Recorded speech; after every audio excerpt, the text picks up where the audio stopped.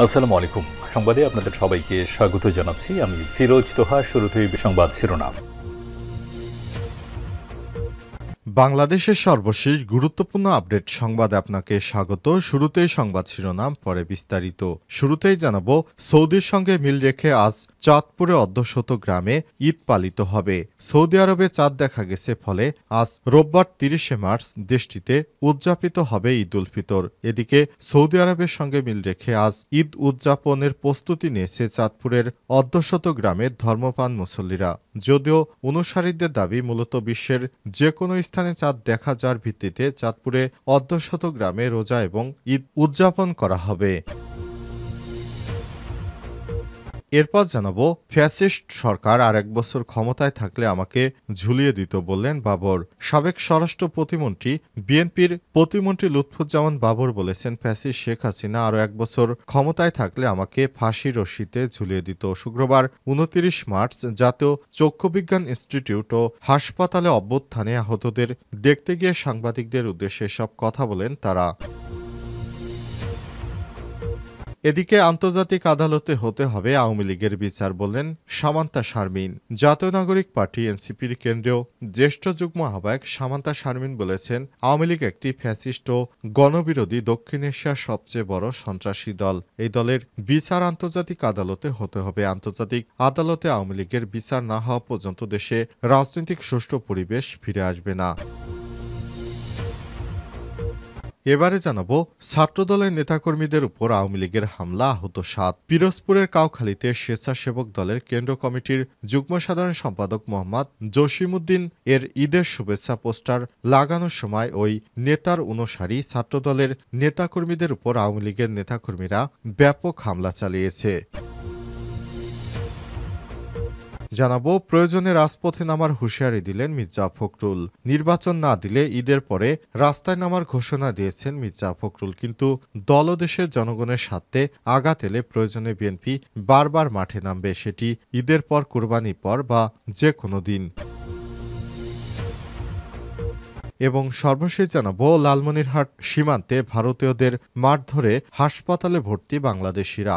লালমনিরহাট কালীগঞ্জ উপজেলার গোরল ইউনিয়নের লোহাকচি সীমান্তে দুলালী এলাকায় বাংলাদেশি এক নাগরিককে মারধর করেছে ভারতীয় নাগরিকেরা। আর সকাল 10টার দিকে এই ঘটনা ঘটে। আহত মাধবচন্দ্র 40 লোহাকচি এলাকার মৃত মদন মোহনের ছেলে। স্থানীয় সূত্র থেকে জানা গেছে, লোহাকচি সীমান্তে মালদা নদীতে মাছ ধরতে ট্যাপাই বাঁশ দিয়ে তৈরি মাছ ধরার বিশেষ ফাঁদ স্থাপন করে। ওই দিন ওই ট্যাপাই এর মাছ ভারতীয় নাগরিকরা চুরি করে নিয়ে যায়। এই কারণে তিনি বিষয়টি দেখে ফেলায় তাকে মারধর করেছে ভারতীয় নাগরিকরা। প্রিয় দর্শক, এতক্ষণ শুনছিলেন সংবাদ শিরোনাম, এবারে বিস্তারিত। তবে তার আগে বন্ধুরা, অনুরোধ থাকবে সংবাদটিতে একটি লাইক দিন। এই চ্যানেলে আপনি নতুন হয়ে থাকলে আমাদের সংবাদটি দেখতে দেখতে চ্যানেলটি সাবস্ক্রাইব করে রাখুন। কমেন্ট করে বন্ধুরা আপনার মূল্যবান মতামত জানিয়ে দিন আপনি বিশ্বের কোন দেশ থেকে বা বাংলাদেশের কোন স্থান থেকে আমাদের সংবাদটি দেখছেন এবং শুনছেন। আর বন্ধুরা, এই সংবাদটি আপনার সোশ্যাল মিডিয়া ফেসবুকে শেয়ার করে দিন, যাতে করে বন্ধুরাও এই লেটেস্ট আপডেট সংবাদগুলো সবার আগে জানতে এবং দেখতে পারে। এবারে বিস্তারিত।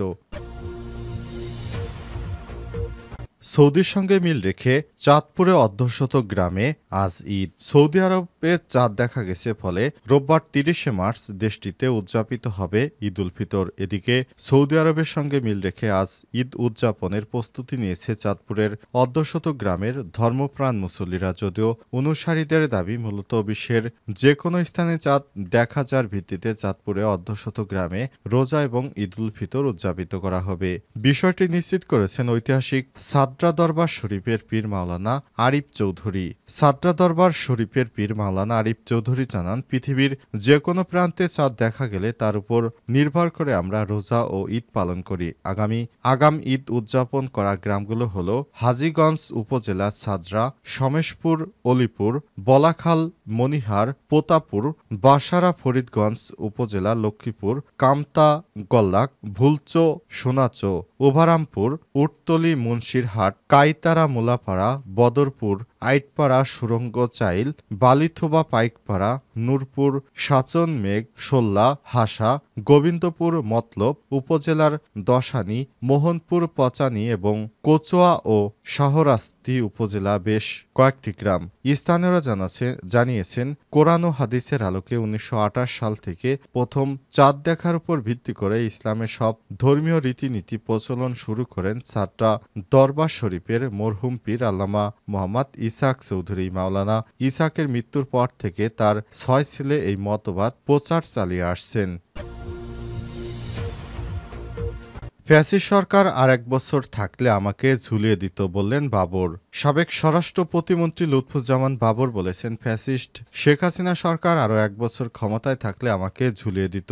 শুক্রবার ২৯শে মার্চ জাতীয় চক্ষুবিজ্ঞান ইনস্টিটিউট ও হাসপাতালে অভ্যুত্থানে আহতদের দেখতে গিয়ে সাংবাদিকদের উদ্দেশ্যে এসব কথা বলেন বাবর। সাবেক স্বরাষ্ট্র প্রতিমন্ত্রী বলেছেন, দেশ ফ্যাসিবাদ মুক্ত করতে ছাত্রদের ভূমিকা ছিল অসাধারণ, তবে এখানে কারো একার কৃতিত্ব দেয়া ঠিক হবে না। লুৎফুজ্জামান বাবর বলেছেন, অভ্যুত্থানে যারা আহত হয়েছেন তাদের সুচিকিৎসা দেওয়া আমাদের দায়িত্ব। তিনি বলেন, ১৭ বছর কারাগারে থাকার পর যে আমি এখানে আসছি তা কল্পনাও করতে পারিনি। দীর্ঘ ১৬ জানুয়ারি মুক্তি পান লুৎফুজ্জামান বাবর। এর আগে ১৪ জানুয়ারি চট্টগ্রামে আলোচিত ১০টা অস্ত্র মামলার চোরাচালানের ঘটনায় অস্ত্র আইনে করা পৃথক মামলায় যাবজ্জীবন কারাদণ্ডের রায় হয় বাবরের। এরপর ৫ আগস্ট ছাত্র জনতার আন্দোলনের মুখে শেখ হাসিনা পালিয়ে যাবার পর তিনি বিভিন্ন মামলায় একে একে মুক্ত পাওয়ার পর জেলখানা থেকে বেরিয়ে এসেছেন। জানা গেছে, লুৎফুজ্জামান বাবর বিএনপির একজন প্রভাবশালী প্রতিমন্ত্রী ছিলেন। তখন তিনি স্বরাষ্ট্র প্রতিমন্ত্রীর দায়িত্ব পালন করছিলেন। বাংলাদেশের ১০ ট্রাক অস্ত্র এসেছিল বিদেশ থেকে। চট্টগ্রামে এই অস্ত্রগুলো চালান জব্দ করে সেনাবাহিনীর সদস্যরা। সেই অস্ত্র মামলায় মূলত বাবরকে যাবজ্জীবন কারাদণ্ড দেওয়া হয়েছিল। লুৎফুজ্জামান বাবরকে আরেক বছর সময় পেলে ফ্যাসিবাদী শেখ হাসিনা সরকার ফাঁসিতে ঝুলিয়ে দিত, এমনটাই তিনি গতকালও জানিয়েছেন, আজও আবার পুনরায় ব্যক্ত করলেন। তিনি জানান, তাকে শেখ হাসিনা সরকারের নির্দেশে ফাঁসিতে ঝুলিয়ে মারার হয়তো আরেক বছরের মধ্যেই সেটি কার্যকর করে দিতেন। তাই শিক্ষার্থী যারা আহত হয়েছে তাদেরকে বিএনপির পক্ষ থেকে তাদের চিকিৎসা সহ বিভিন্ন আর্থিক সুযোগ সুবিধা দেয়া বিএনপির দায়িত্ব বলে মনে করেন লুৎফুজ্জামান বাবর। তিনি আরও বলেছেন, ৫ আগস্টে বিপ্লবের মাধ্যমে শেখ হাসিনা ফ্যাসিস্ট পালিয়ে যেতে বাধ্য হয়েছে। তাকে যদি দেশ থেকে পালাতে বাধ্য করতে গিয়ে যারা আহত হয়েছেন তারা সবাই হচ্ছে এদেশের জাতীয় বীর, তাদেরকে অবশ্যই আমাদের দেখে রাখতে হবে বলেও জানান বাবর। আন্তর্জাতিক আদালতে হতে হবে আওয়ামী লীগের বিচার বললেন সামান্তা শারমিন। জাতীয় নাগরিক পার্টি এনসিপির কেন্দ্রীয় জ্যেষ্ঠ আহ্বায়ক সামান্তা শারমিন বলেছেন, আওয়ামী লীগ একটি ফ্যাসিস্ট রাজনৈতিক এবং গণবিরোধী দক্ষিণ এশিয়ার সবচেয়ে বড় সন্ত্রাসী দল। তাদের বিচার বাংলাদেশে হতে হবে। তারা যেভাবে বাংলাদেশে গণহত্যা করেছে তাদের বিচার না হলে দেশে কলঙ্কমুক্ত হবে না। দেশকে কলঙ্কমুক্ত করতে হলে অবশ্যই আওয়ামী লীগের বিচার নিশ্চিত করতে হবে। এ সময় তিনি আরও বলেছেন, বাংলাদেশে যেভাবে আওয়ামী লীগ ১৬-১৭ বছর ফ্যাসিবাদ কায়েম করেছে তাদের ভিত্তি ছিল অনেক গভীরে। ছাত্র জনতা জীবনের বিনিময়ে এই স্বৈরাচারী শেখ হাসিনাকে বাংলাদেশ ছেড়ে পালাতে বাধ্য করেছে, কিন্তু যাওয়ার আগে তিনি যেভাবে গণহত্যা করে গেছেন, প্রায় ২,০০০-এর উপরে মানুষকে হত্যা করেছে, ১০,০০০-এর উপরে মানুষ আহত হয়েছে। এর পুরো দায় শেখ হাসিনার, পুরো দায় আওয়ামী লীগের দলের। এদের বিচার আন্তর্জাতিকভাবে করতে হবে।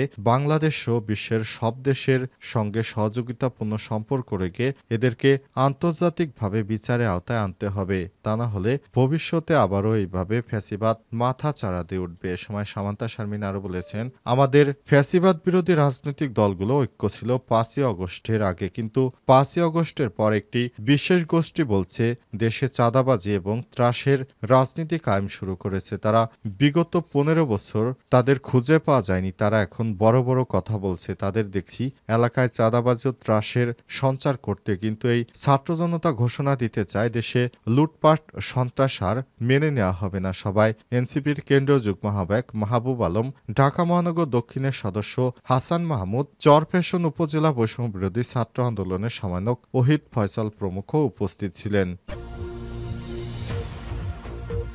ছাত্রদলের নেতাকর্মীদের উপর আওয়ামী লীগের হামলা, আহত ৭। পিরোজপুরের কাউখালীতে স্বেচ্ছাসেবক দলের কেন্দ্রীয় কমিটির যুগ্ম সাধারণ সম্পাদক মোহাম্মদ জসিমউদ্দিনের ঈদের শুভেচ্ছার পোস্টার লাগানোর সময় ওই নেতার অনুসারী ছাত্রদলের নেতাকর্মীদের উপর হামলা করেছে আওয়ামী লীগের, যুবলীগের ও নিষিদ্ধ ঘোষিত ছাত্রলীগের নেতাকর্মীরা। এই ঘটনায় অন্তত ৭ জন আহত হয়েছে। হামলার ঘটনাটি নিশ্চিত করেছেন কাউখালী থানার ওসি মোহাম্মদ সুলাইমান। হামলার ঘটনা ঘটে পিরোজপুর কাউখালী উপজেলার ৫ নম্বর শিয়ালকাঠি ইউনিয়ন পরিষদের সামনে শুক্রবার রাত ৯টার দিকে। আহতরা হলেন ঢাকা মহানগর উত্তর ছাত্রদলের সাবেক সাধারণ সম্পাদক তারিকুল ইসলাম সুমন, উপজেলা ৫ নম্বর শিয়ালকাঠি ইউনিয়ন ছাত্রদলের সিনিয়র যুগ্ম সাধারণ সম্পাদক জুবায়ের হোসেন, কাউখালী উপজেলা ছাত্রদলের সদস্য বেল্লাল হোসেন, ৫ নম্বর শিয়ালকাঠি ইউনিয়নের ১ নম্বর ওয়ার্ড ছাত্রদলের প্রস্তাবিত সভাপতি মফিজুল ইসলাম, সাধারণ সম্পাদক মোহাম্মদ রিয়াজ, ছাত্রদলের কর্মী নাইমা কোন, স্বেচ্ছাসেবক দলের কর্মী মেহেদী হাসান এবং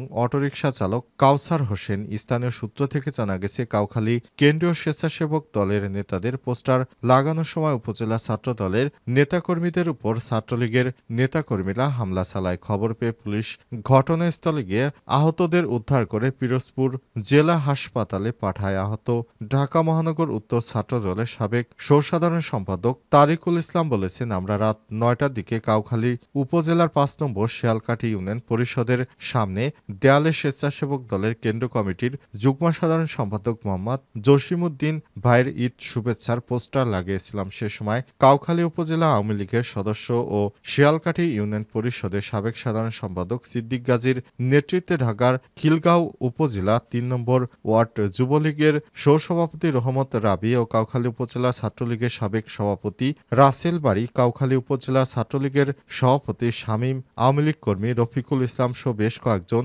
দেশীয় অস্ত্র নিয়ে বিএনপির নেতাকর্মীদের উপর ব্যাপক হামলা করে। এই হামলায় বিএনপির ৭ নেতাকর্মী গুরুতর আহত হয়েছে।